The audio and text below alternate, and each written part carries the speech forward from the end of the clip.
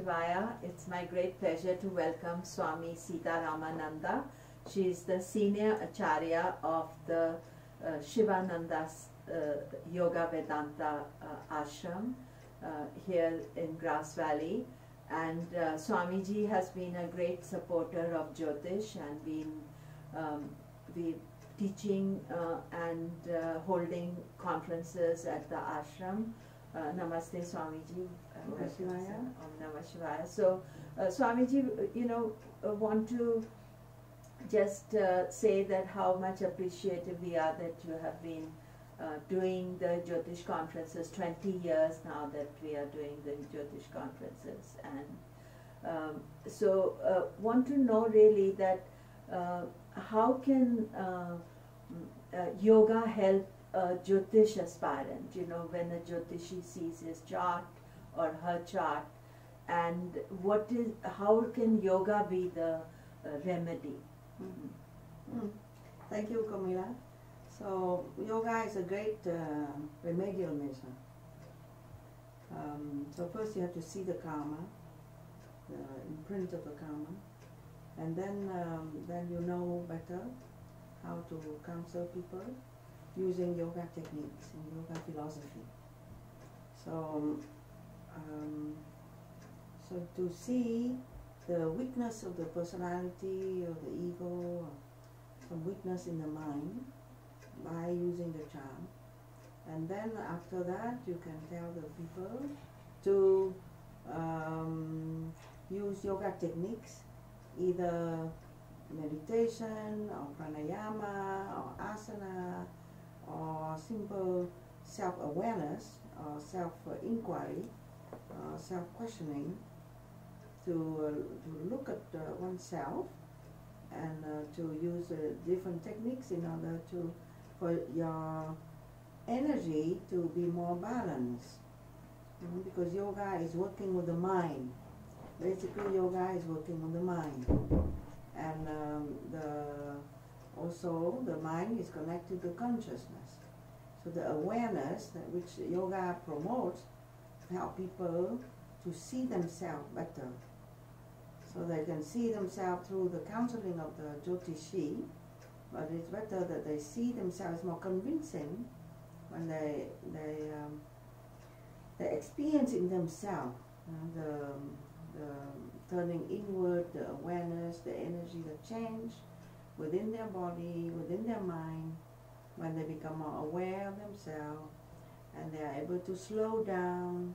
Because the problem is we go, and we are not aware. So with yoga, people have to slow down by breathing, by relaxation, by movement, along with awareness, and they become aware of their body, they become aware of their breath, they become aware of the thoughts in their mind, and that is very helpful to self-correct. And if the Jyotishi tell them by seeing the charm, their tendency, then with yoga they become more convinced, because they know what to do and they can see the effect and the change in their quality of life. So yoga and Jyotish are very much together. And I use Jyotish every single day to counsel the yoga students and the yoga teachers, and to see, mainly I'm interested in seeing their tendency, and then we have a strategy how to work with the body, the mind, and the ego, and all this. Yeah, I suppose the thing is that the birth chart reveals the issue, but in order to work with it, we work through yoga, and especially like the moon is the mind, and the sun is the soul, and it's also your energy. The sun is your Surya. So when you are looking at somebody with a difficult moon, then what is the remedy, simple remedy, that people can practice at home as well? what would you suggest for them? So usually the principle is they have a difficult moon. That means they have a difficulty with their emotions. Then yoga would advise them to do more devotional practice. How to open the heart more. How to be more nice, gentle, tolerant, generous with people, with their relationship, and with the way how they see things. How to be more careful, because a certain trait of the moon will bring about a certain distortion in the vision. So when you tell that to people, then it's very helpful for them. So the moon, because yoga is mainly working with the mind. Ayurveda is working with the body, but yoga is working with the mind. And the mind is the root cause of diseases, of the pain in the body. And the mind also is blocking the flow of prana. That is helpful for health and for expansion of consciousness, for knowledge. So I believe people can learn very simple yoga techniques, breathing, but the main thing is they need to have teachers that teach them about self-awareness, because that's yoga. Is the learning about self-awareness, so that they can be more careful when they are using their instrument, which is the body and mind. So yoga philosophy is very clear that the self, or the Atman, is beyond the body and mind, and you have to use the body and mind properly in order to not to aggravate your condition, your karmic condition, but also to make the body and mind become more sattvic, become more calm, become more healthy, in order for you to connect with your inner self, your inner spirit. That makes you automatically more happy and more aware, and it solves all the problems. It says that all knowledge is within. So the knowledge is within, because when you possess yourself, or when you are in connection with the self, and it's not that easy,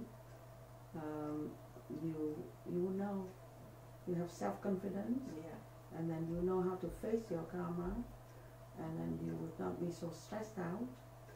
So that's the whole discipline of yoga, is to help to control body and mind, so that you can have the glimpse of the self, glimpse of that consciousness, of that knowledge, of that wisdom within all of us.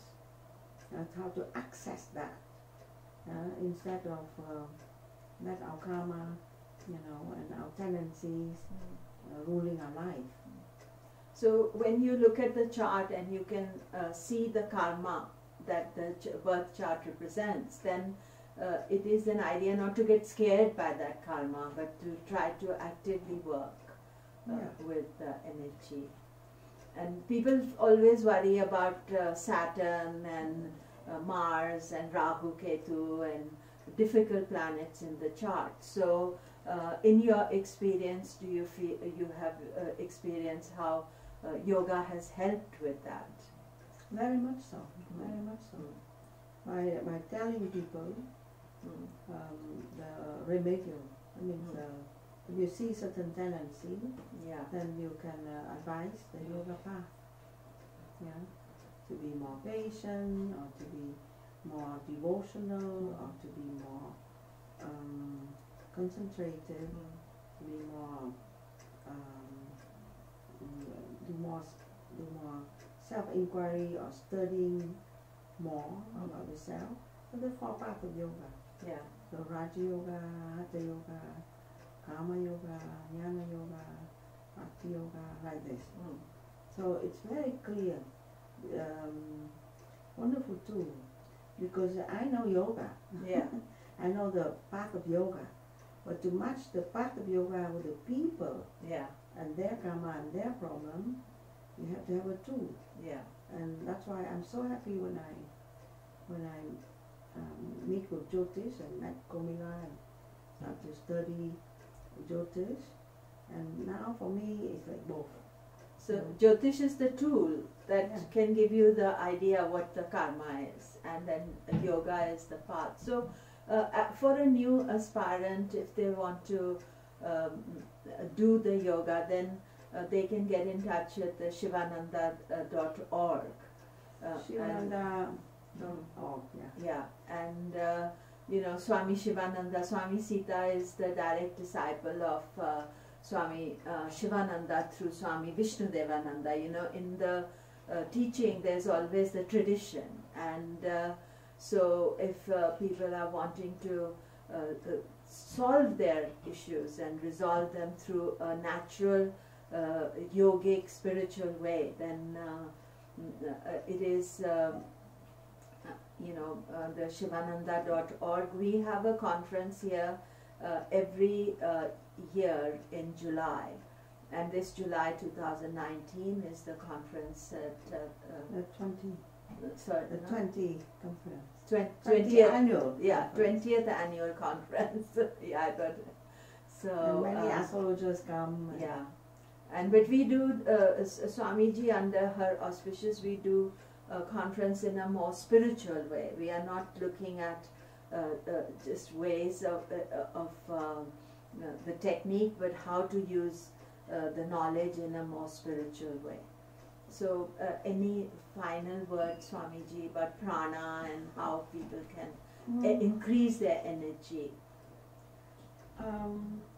So the final word for me is how life belongs to us. How we can regain back our life, our self-confidence, our health, our mind, our spirit, our meaning. If we practice yoga, if we understand the deeper meaning of yoga, so that we can connect with ourselves. But for that, you need to have tools. So Jyotish, Ayurveda, all Vedic sciences to help us, but at the same time we need to I wish all the Jyotishi to learn more the advanced knowledge of yoga, so that they can guide the people toward that self-awareness and toward that self-empowerment and self-connection. It's so capital. So the moment you can hear all the advice and it's helpful and so on, but still the best doctor, the best healer is yourself. Yes. If you have that knowledge, you can heal yourself, and that's wonderful. And, I think that it is important that people should understand that yoga is not just asana. Yes. It's way beyond asana. Yeah, definitely. Yeah. So our school is a traditional Gurukula school, so it's the 4 paths of yoga according to Bhagavad Gita. That means Karma yoga, very important, and Raja yoga and Hatha yoga are one. Hatha yoga is use the body and the breath and in order to control the mind. So Hatha yoga lead to Raja yoga. That means the direct control of the thoughts and the mind, calming the mind down in order for you to see the self. And then we have a Bhakti yoga, which is very strong in India, but in the West, in some countries, we need to learn more how to connect with our heart, because once our heart are closed and then we only think with our intellect, with our mind, then we might be very efficient, very successful, but we are unhappy people. So it's very important to balance heart and ta, the left brain, right brain, the head and heart. So that's Bhakti yoga. And the last is Jnana yoga, which is Vedanta philosophy. And that's not very well known. Vedanta philosophy usually is being taught by monastics. So our organization is monastic. So then strong training in order for some individuals that are ready to learn that, and then with that have to pass on, you know, the knowledge, so that people can connect back to themselves. So that's always the central idea, how people can connect back to themselves, because the intelligence, the wisdom is always within them. Om Namah Shivaya, Swamiji, and more information on the SivanandaYoga ashrams from sivananda.org. Thank you. Thank you.